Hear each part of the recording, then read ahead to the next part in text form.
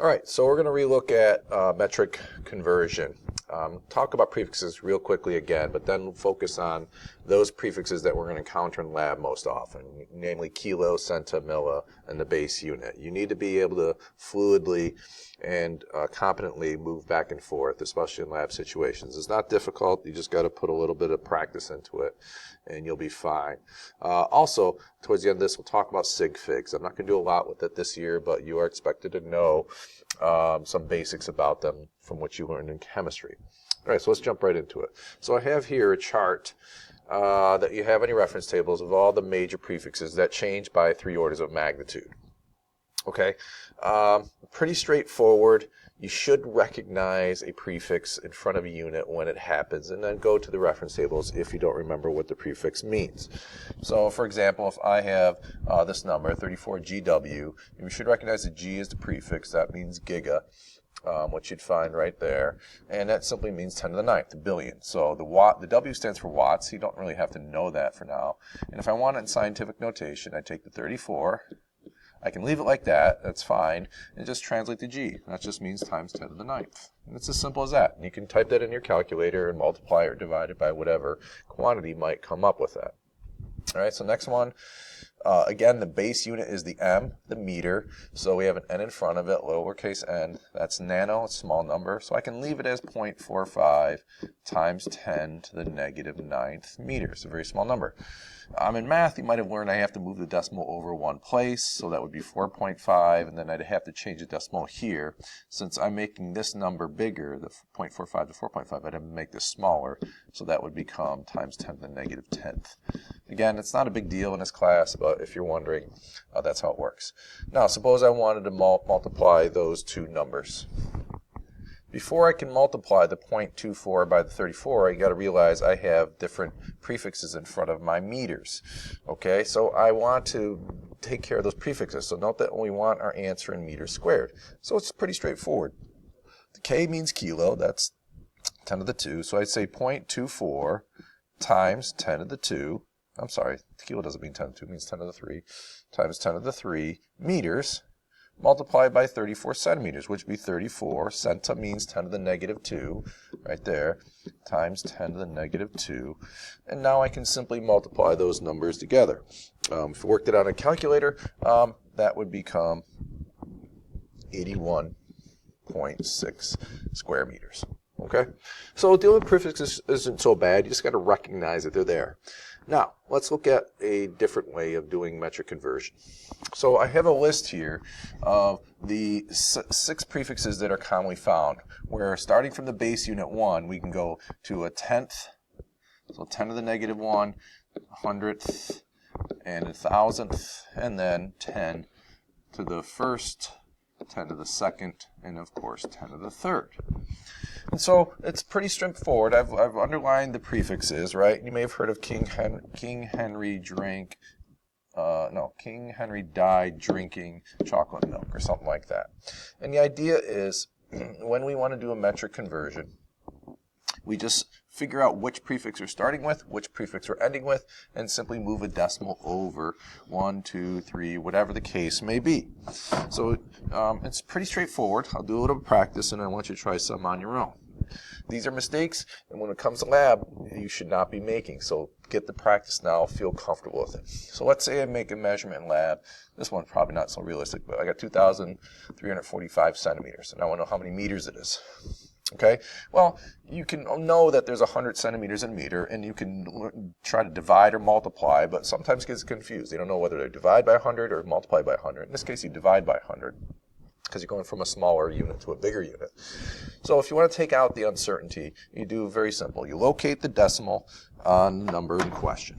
Okay, so I'm going to rewrite that just because of space reasons. 2, 3, 4, 5. Hopefully remember from math, the decimal is really right at the end of the 5. So that's my starting point. So I'm going to go up to here, find centa, because that's what I'm starting with. I want to go to meters. Now there's no prefix in front of there, so I go to the base unit. So that goes 1, 2 decimals to the left. I started on centa, I ended up left.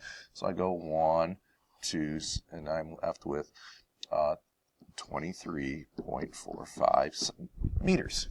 Okay, and a meter is larger than a centimeter, so I expect there to be fewer meters than centimeters. All right.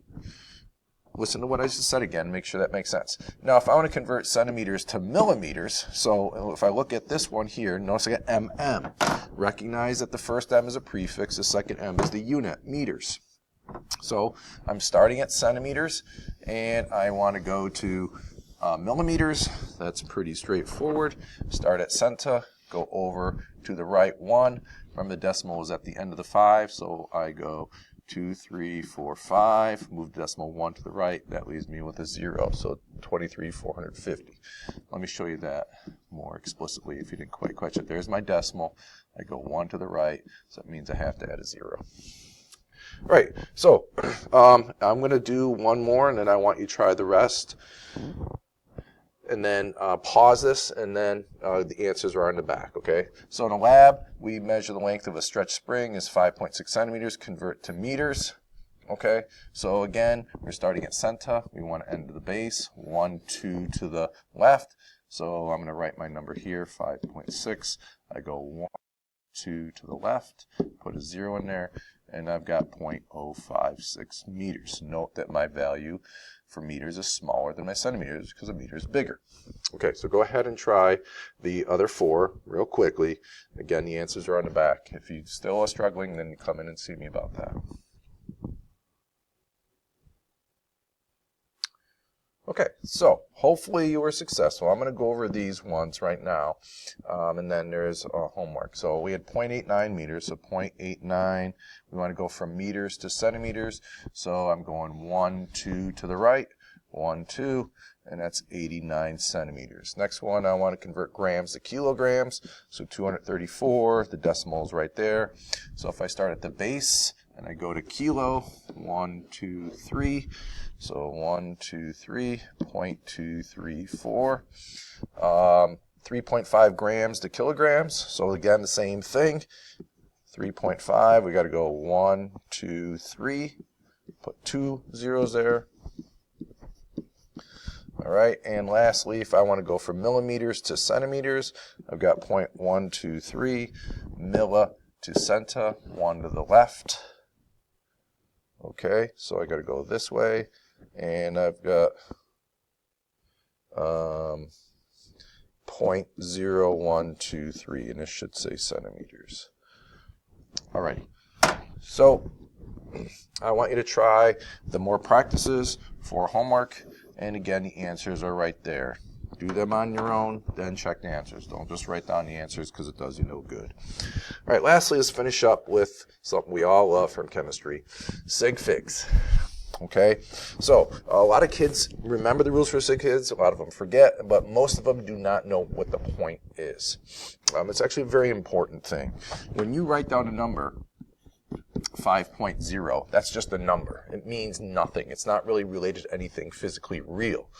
Okay, it's an idea, it's a concept. But as soon as I put 5.0 centimeters, I'm making it a measurement, and that's something real. And that 0 means something. It means that we measured to the 10th place, and it just happened to be 0, so I have to record that.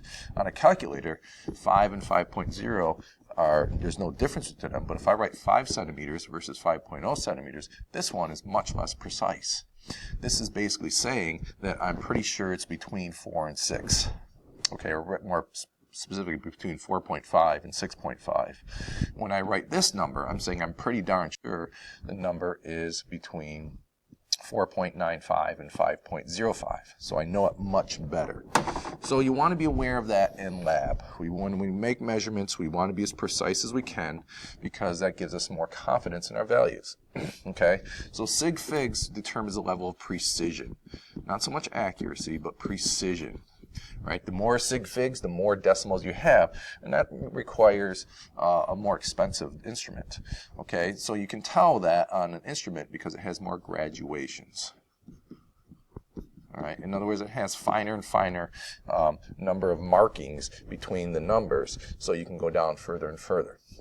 And there's a general rule I expect you to follow in lab, and I'm going to quiz you on it, is that you always measure out one place beyond the smallest graduation. Okay, so what does that mean? Well, let me show you with some examples, and then we'll finish up. So I have a sample ruler here, a centimeter ruler, and I've got 4 different things we can measure. All right, so let's say I have some bar A right here, and I've got it lined up as best I can with the 0 mark. Okay, so I go out to here, and I see that it drops right down there. So it's easy to read that this is between 2 and 3, and we can figure out that there's decimals between them. So it's 2.1, 2.2, 2.3, 2.4. Okay, that bar doesn't end exactly at 2.4, and it's not quite the 2.5, so you're allowed to go 1 beyond the smallest graduation being this, the millimeter. So I can say in example A, this is 2.4, and now I'm going to make an educated guess as to what the next decimal is. It's not quite halfway to 2.5, it's a little short of that, so I'm going to call it 2.43 centimeters. You might argue and say it's closer to 2.44, 2.42, but the point is you're making note that you actually measured out to that level. Okay, B is a little trickier one in a sense. So in B, it looks like it ends up right at the 1. So obviously it's 1 centimeter, but you can't just write 1 centimeter. That would be incorrect, even though it really is 1. This can go down to, as we saw in the last example, to the 100th place. So it's on the 0th marking, so it's definitely 1.0, and you can always go 1 place beyond. Again, it's exactly on there, so I'd add the other 0. So I'm saying I know this out to the 100th place, that it's 1.00 centimeters, and that's significant. You don't ignore that. Okay, go ahead and try C and D, just to make sure you're following the rules.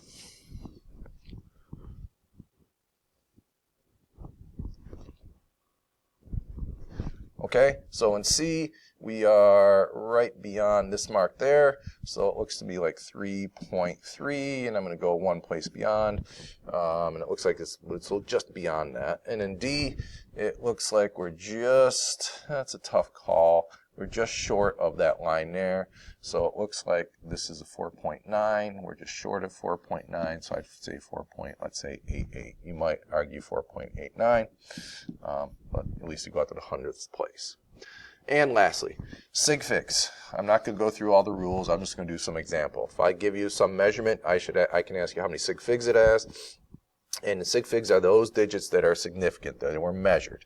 So an example, 0.0034 centimeters, we did not measure the first 2 zeros. They're just placeholders. They're telling us that our first measurement started at the thousandths and went beyond. So this is only 2 sig figs.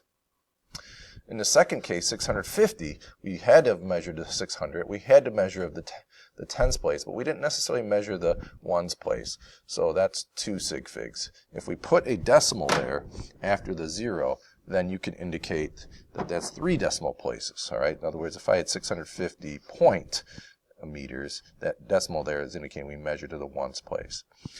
Now, in the third case, 0.210, we started here, measured it, and why do we put the 0 there? Because we measured it.